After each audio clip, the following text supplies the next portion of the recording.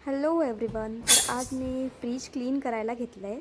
बऱ्याच दिवसांपासून चाललं होतं फ्रीज क्लीन करायचं, तर आज मी ठरवलं की करूनच टाकूया.